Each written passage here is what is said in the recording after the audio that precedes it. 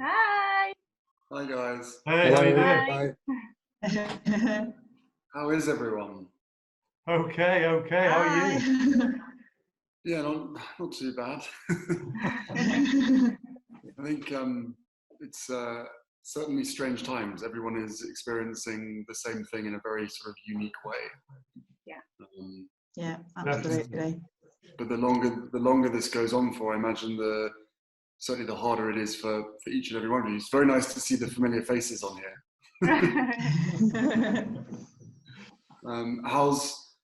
How's it been? Where do we even start? Like, I've heard from friends, from all sorts of people in the conversations that I've had, the things that I've seen online and things that get sent to me on different people dealing with this situation in different ways. But you guys, it's a whole different ballgame when you have children.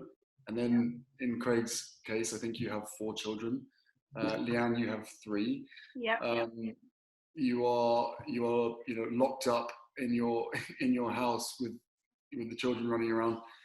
How do you where do you even start? How do you cope with that?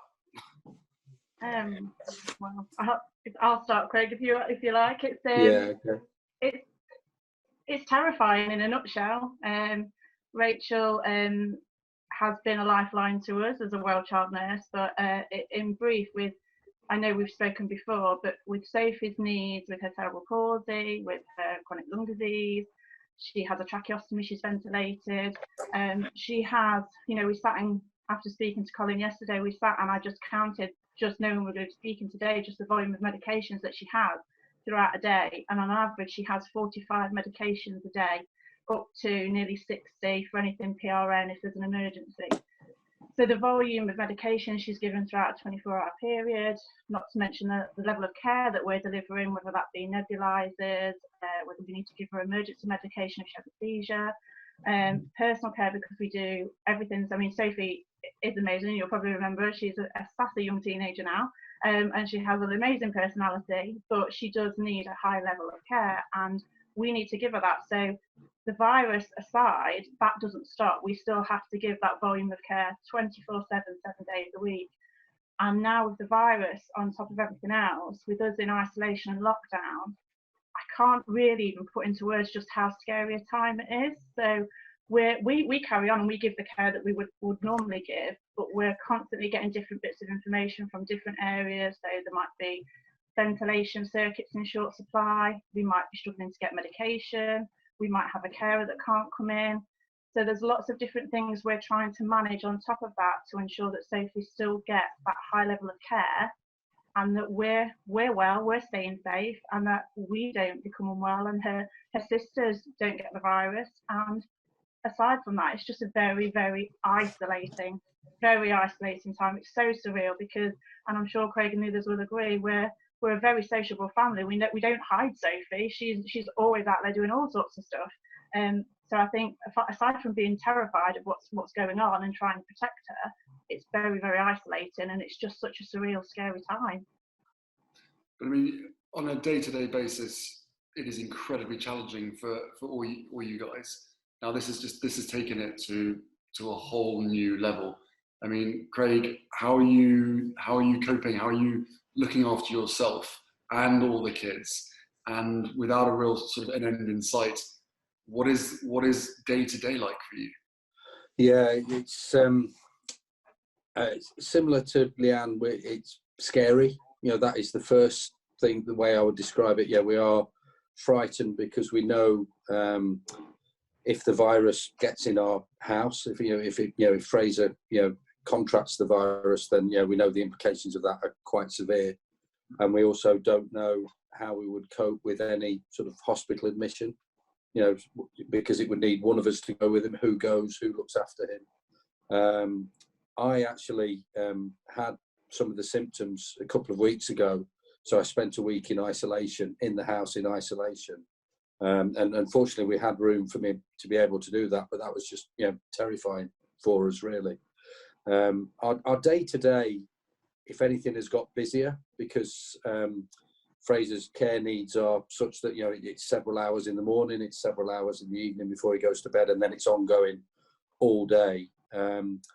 our other children, and they're all sort of young adults now. All our children are young adults now. So during this period, Fraser's grown his first full beard, which is interesting for him. So, but we have other children who are vulnerable as well. We have another child with diabetes who also has some mental health issues at the moment, and he needs care, really. So Ellis is caring for him, caring for Fraser. We have our other children home. One of them works away, one of them is at university. We've got them home. So our day-to-day is actually busier than it ever has been. And we are in full isolation. We haven't got any carers coming in. So we are sort of dealing with all of Fraser's care needs ourselves rather. And I'm also still working. So I'm sort of sat working for a full day, a long full day. We're managing, but it's harder than it usually is. We haven't got the resources. Fraser's at college; he can't go to college. We haven't got his respite centre open, so it just is frightening, really. We're getting all the supplies in that we need to get, but we're always worried that they're going to run out. We're not going to get the prescriptions that we need. Similar case in terms of medications to Leanne.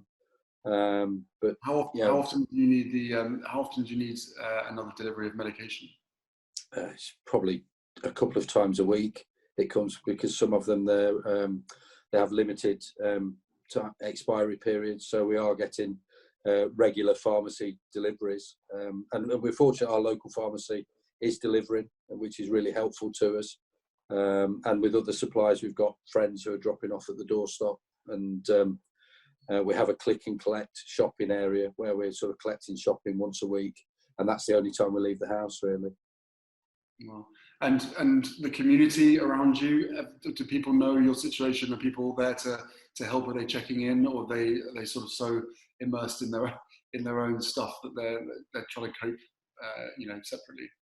Yeah, we have some good friends and carers. We don't have any family local to us, which isn't great. But we have sort of carers and friends and my daughter's friends who are running errands for us, doing things for us, and keeping us going, really. Well, that's amazing. Yeah. I mean, moving on to Rachel. I mean, how many years now have you been a well child nurse? I've been a well child nurse nearly 6 years now. I belong to a small specialist team that support children who require long-term ventilation across our region. That's Nottinghamshire, Lincolnshire and Derbyshire. We've got a growing number of children out there, and the need for ventilation is because they've got chronic health needs, chronic respiratory needs. So these are exactly the kind of children that we do not want contracting this virus at all costs. So I know from my working experience, things have changed dramatically. My role is up in the community, seeing these children, visiting them at home. And for the last 3 weeks, I've not seen a patient face to face because we are trying to shield these families and make sure they stay safe, but also protect ourselves a certain way. But we are absolutely prioritising where we need to go if we need to go out.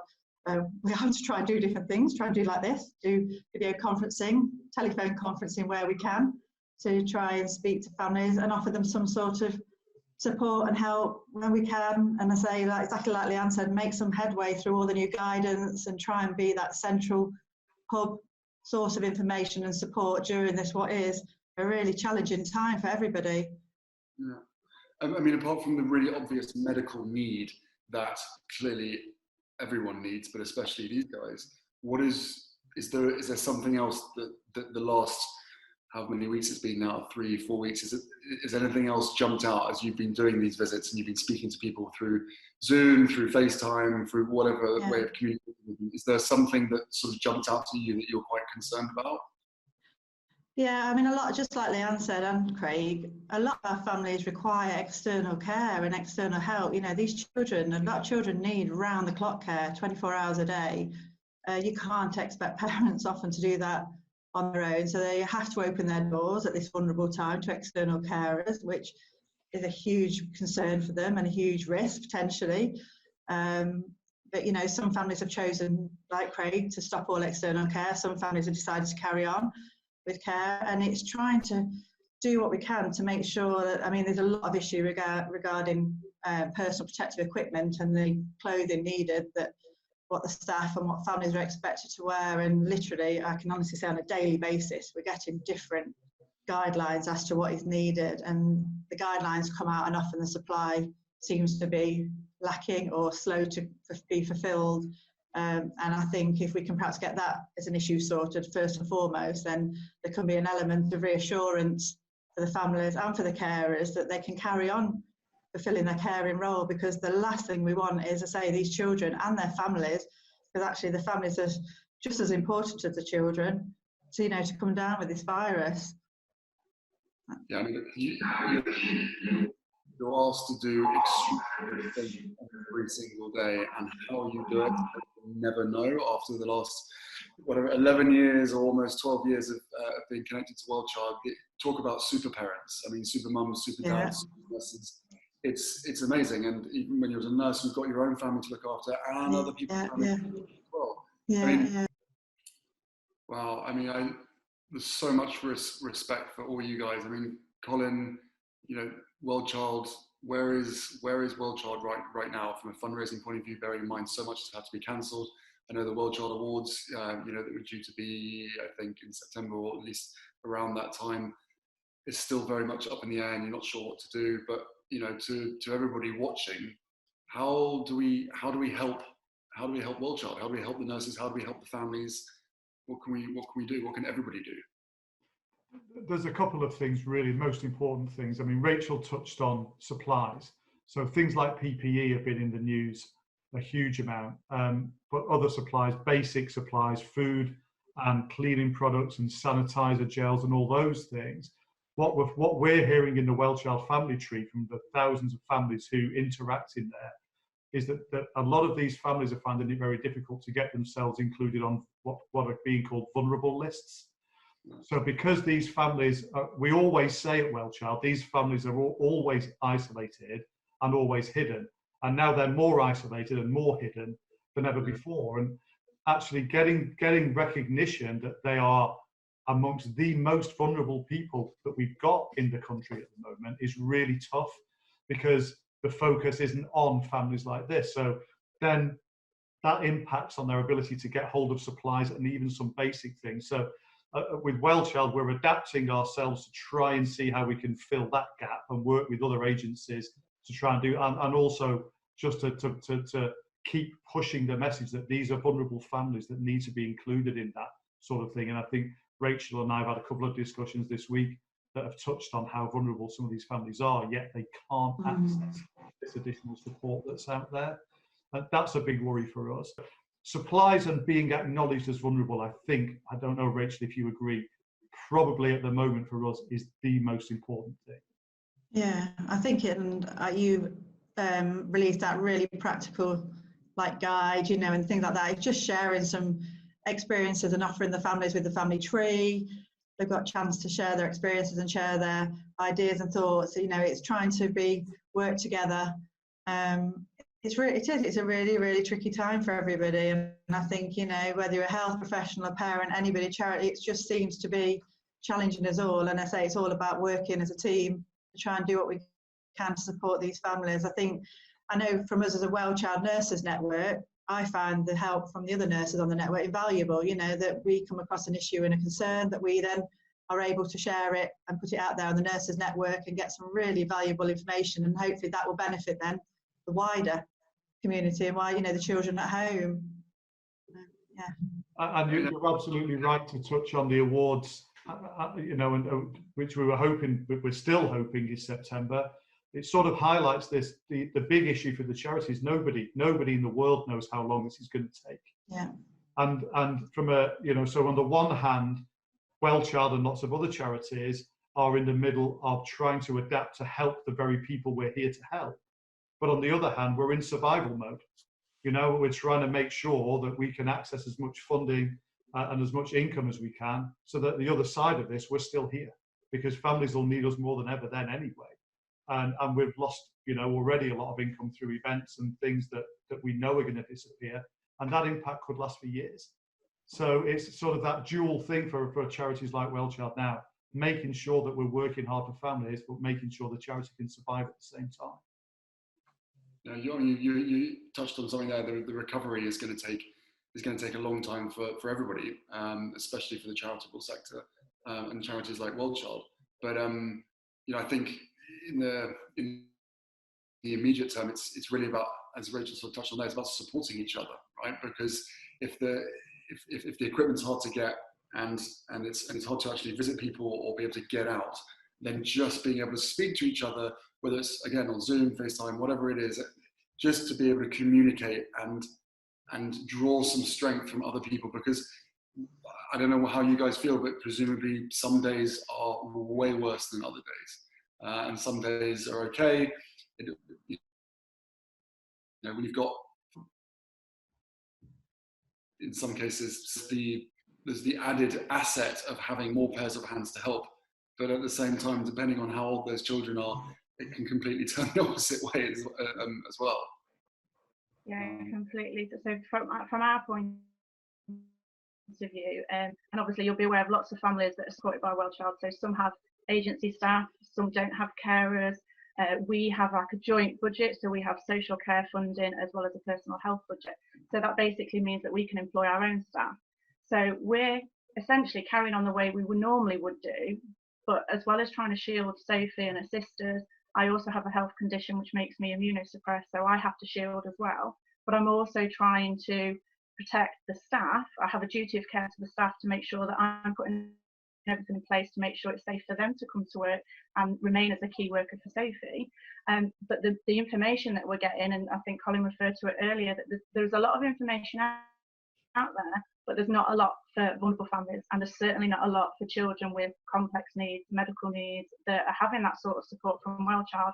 So whilst we've been shielding and kind of, trying to be upbeat and take each day as it comes, I'm also trying to manage the staff. So some days, you just touched upon it then, some days it's so stressful. I get up at 5 a.m. and I'm still trying to do admin and try and get answers to make sure it's safe for the carers to come to work, because I would hate to put them in a position where they didn't have the right equipment and they're then susceptible to getting the virus, and then that would be on my head. I don't know if you agree, Craig. So there's lots of other things that we're protecting our family, but we're also making sure we're protecting the carers so that they can come to work to support us.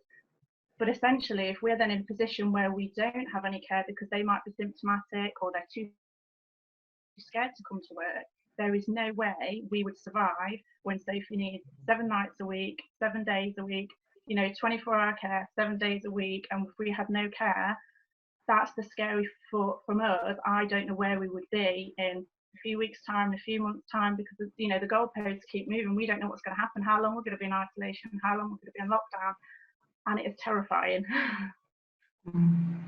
Yeah, and our situation's sort of slightly different in the fact that we sort of took the decision not to have carers in, partly to protect the carers, partly to isolate us.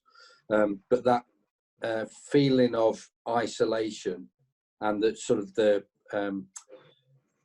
combination of tiredness, because Fraser's had a couple of days where he was ill, and we thought he was potentially going down with the virus, and as a result he had really bad nights. So self and Ellis were up a lot, almost whole night, and then the next day doing caring duties and working and sort of doing all the things you have to do.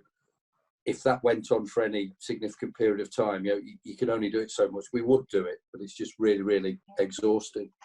And the other thing I would say is that we haven't got a lot of contact with other parents, other people, and the Well Child family tree has been really supportive in sort of seeing other people in the same circumstances, seeing what they're doing, being able to help them as well. So being able to give our own sort of commentary of this is our position, and sort of supporting families through it.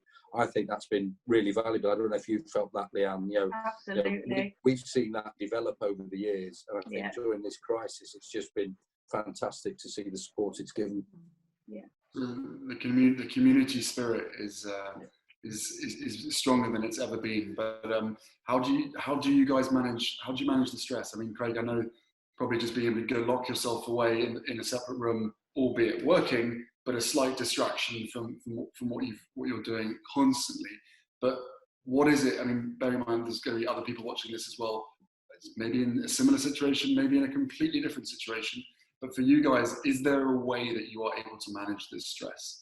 Is there some tips that you might be able to give to other people? You know, I think there's lots of things out there, and I had this conversation with Colin yesterday, and I'm terrible for not listening to my own advice, because if I was within the family tree right now, I'd be saying, you know, read a book, go running, have a bath. There's Calm apps, Headspace, there's all sorts of apps, but I don't listen to my own advice. For me, I struggle because I can't go out. I can't go for a walk or a run because I'm shielding with Sophie. So just being able to get out in the garden, and as I mentioned before, Sophie is so sassy. So for me, it's actually making sure I'm enjoying the family time. So I need to remind myself, as much as I'm getting stressed and getting frustrated with, you know, trying to get the communication right, trying to speak to professionals, trying to get the PPE equipment, I have to remind myself to step away. If I step away and then making sure I'm enjoying that quality time with the family, everything just seems to, you know, everything goes back, and I'm just like, okay, I'm all right now. You know, we might be throwing paint around in the garden, we might be baking bread, whatever it is we're doing, just enjoying that quality family time. You see, it's quite an easy way to then forget the stresses and the worries of what's going on out there at the moment. Yeah. I must admit, we've been really amazed during this time where we are getting literally daily text messages and photographs of the families who are sharing their experiences, and you know, there's a lot of fun going on. I know it's a worrying time, and everybody is really worrying, but there's also a lot of fun and a lot of family time going on in those houses, and it is really lovely to see. I think this is great. We just don't know. Hopefully, it's not going to be too much longer, but we just don't know. And you know, it's trying, like you say, Leanne, you know, in your family, and you all are, that actually, you know, to share their experiences is absolutely fantastic. And it's amazing because look at your faces now. Everything you're dealing with, you deal with it with such grace, right? And I think it's really important for people to remember that just because you as a parent or as anybody can sit there now smiling, being like, this is fine, like, but what's actually going on in your mind and the experiences that you've had over the last few weeks, and in some cases maybe years, you know, the resilience and the strength that you guys have is absolutely incredible. And you must never ever forget that. And of course there's going to be hard days. I can't even begin to imagine how hard it is for you guys. You're having one kid at 11 months old. So to see what you guys are going through on a day-to-day basis, honestly, so much respect to every single one of you, and to Rachel, to you. You know, as you quite rightly say, there's a hell of a lot of positives that are happening at the same time, and being able to have family time, so much family time that you almost think, oh, do I feel guilty for having so much family time? It's well, you've got to celebrate those moments where you just are on the floor rolling around in hysterics because of something that's happened, and then there's inevitably half an hour later, maybe a day later, there's going to be something that you have to deal with, and there's no way that you can run away from it. You can't even distract yourself in a different room. But as long as you guys are looking after yourselves and looking after each other, that is the best that you can do. I think you've hit the nail on the head there, sort of making, you know, remembering to laugh and have fun. One of the things we've started to do with Sophie, and I don't know whether I'm going to live to regret it, but she really loves me reading her stories. And Rachel, you'll know from every time she's been in ICU and I've had to do the silly voices and all the Disney voices, and so she wants me to read her story. So we read the story, but Mummy has to do the really ridiculous silly voices. So we've been recording them and sharing them with her friends, and we're going to be recording them and sharing them with Wellchild. So Wellchild have obviously been doing quite a bit with the Wellchild TV. So you never know. I could send it your way for Archie. You could have a little story there. You're a shining example of just being super parents. I say just being a super parent and spinning so many plates and juggling so many balls at the same time. It's amazing. It really is amazing. And to see you smiling and, you know, either grinning and bearing it or genuinely just like, this is life. To a certain extent, there's not much that you can do about it except where is the light at the end of the tunnel. Let's focus on that and keep the morale up, because it's all about morale. If morale is up, if you're waking up in the morning going, right, new day, got my whole family here, what are we going to do? Of course, there's that fear of what might happen, but there's so much that's out of our control. And all of a sudden, we now realize how small we are in the grand scheme.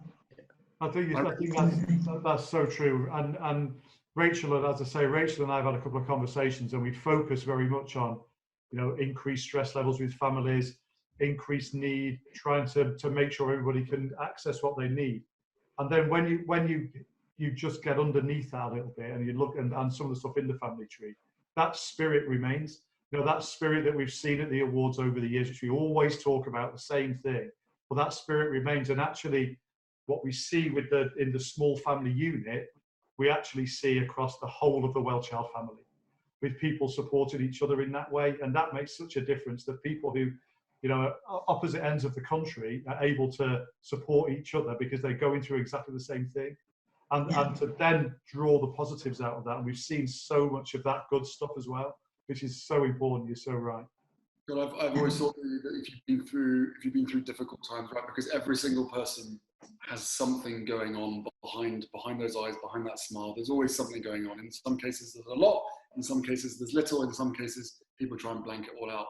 But it is, I think, when you've been through hard times, you come out so much stronger, not just for yourself and not just for your family, but for other people as well. And certainly from a mental health point of view, if you've ever been through that, you want to make sure that no one else struggles or no one else goes through what you went through. And it's so nice to know that you've got this community where people can actually, you know, share experiences and just check in, because that at the end of the day is a really good place to start. Before we finish, I almost want to cause a bit of chaos and invite all the children in, at least the children that are able to get to the camera. Are they nearby? That's a bad idea. I may have to go for a little walk then and go and find Sophie.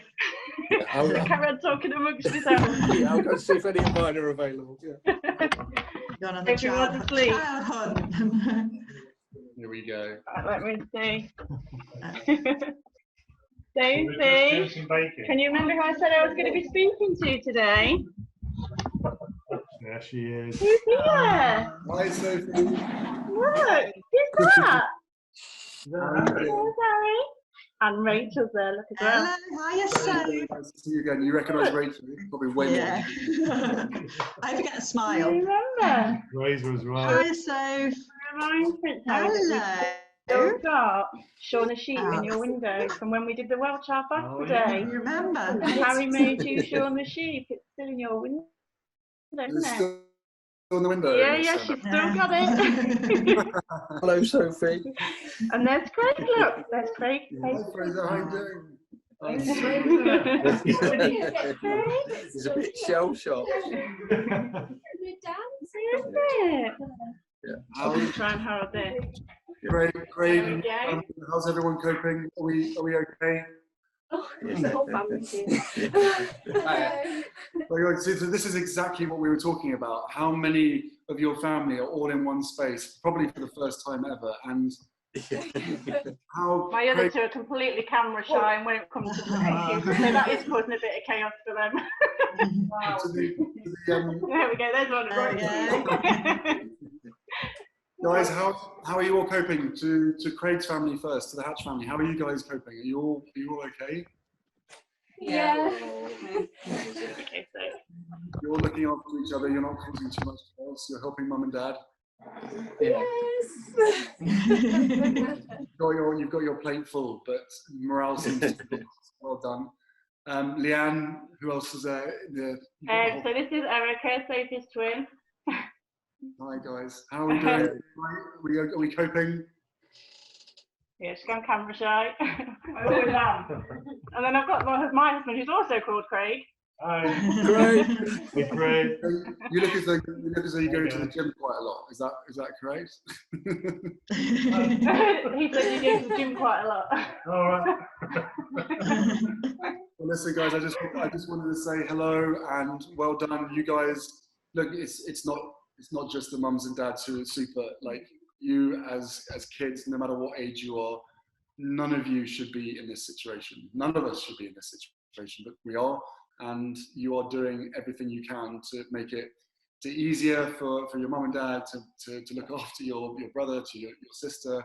Like, full respect to every single one of you, because this is hard on everyone, but it is especially hard on you.